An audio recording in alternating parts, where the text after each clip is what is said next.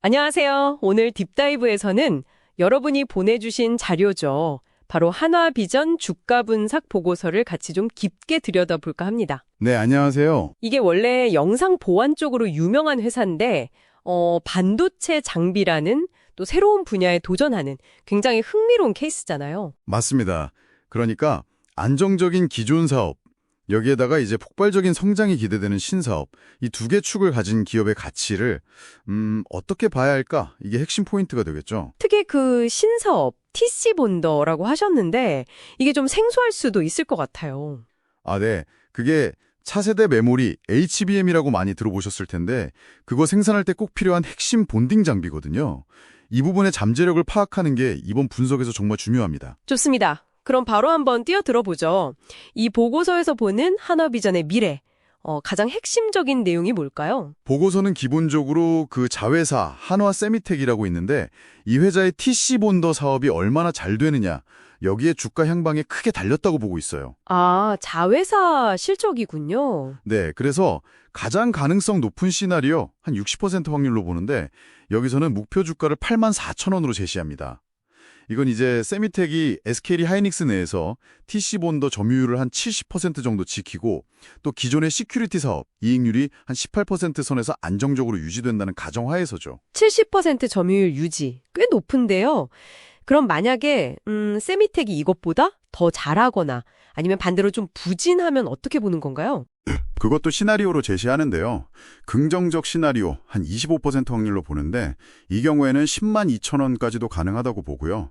반대로 좀 안 좋은 부정적 시나리오에서는 이게 한 15% 확률인데 6만 5천 원까지 내려갈 수도 있다. 이렇게 분석하고 있습니다. 와, 편차가 꽤 크네요. 그렇죠. 결국은 이 TC 본더 사업의 성패가 주가에 가장 큰 영향을 미칠 거다. 뭐 이런 이야기입니다. 여기서 제일 흥미로운 게 바로 그 TC 본더 시장에서의 약진 이 부분인 것 같아요. 구체적으로 어떤 상황이죠, 지금? 네, 그게 상당히 주목할 만한데요. 자회사인 한화세미텍이 SK 하이닉스에서 발주하는 TC 본더 신규 물량의 약 67%, 그러니까 거의 3분의 2죠. 이걸 따냈다는 거예요.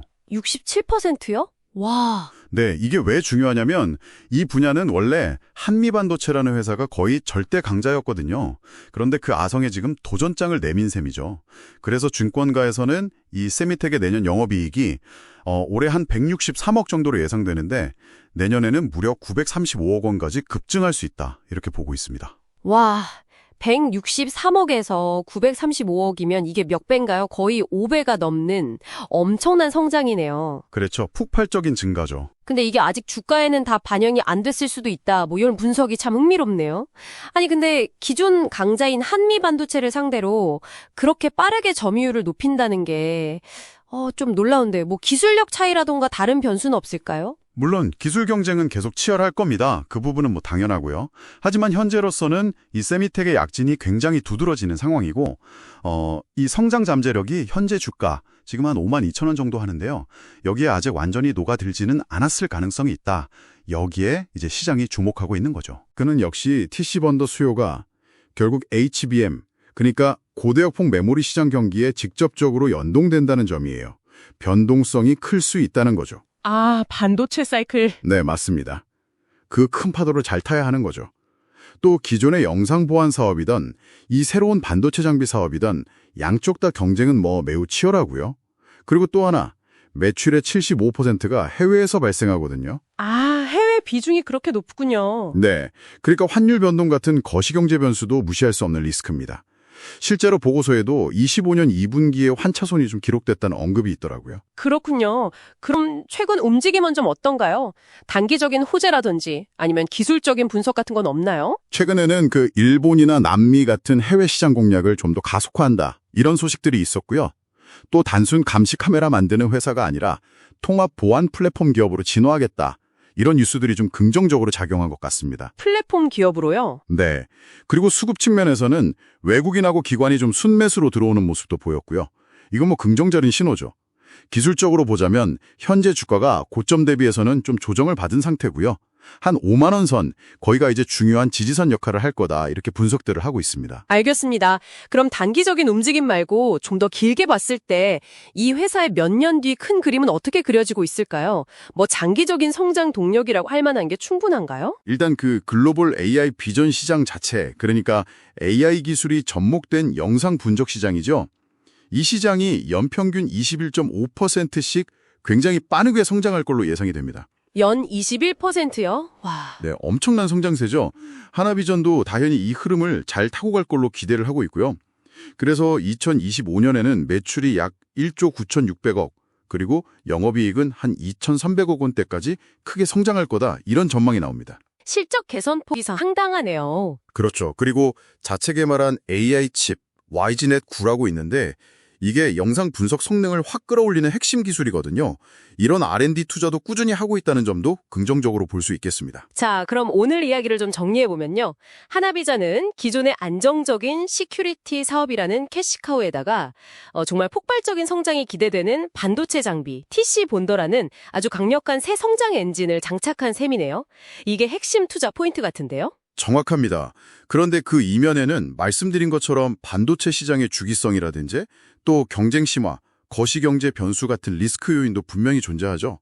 정말 양날의 검 같은 상황입니다. 그렇죠. 기회와 리스크가 딱 공존하는? 네, 그래서 핵심은 이 새로운 성장 엔진의 잠재력, 그리고 이런 리스크 요인들 사이에서 시장이 과연 어떤 균형점을 찾고 이걸 가격에 얼마나 반영하고 있느냐, 이걸 판단하는 게 중요해 보입니다. 네, 오늘 이 딥다이브를 통해서 여러분께서는 전통적인 어떻게 보면 좀 오래된 산업에 속했던 기업이 어떻게 AI나 반도체 같은 첨단 기술 분야로 성공적으로 변신을 꾀하고 있는지 그 생생한 사례를 보신 것 같아요.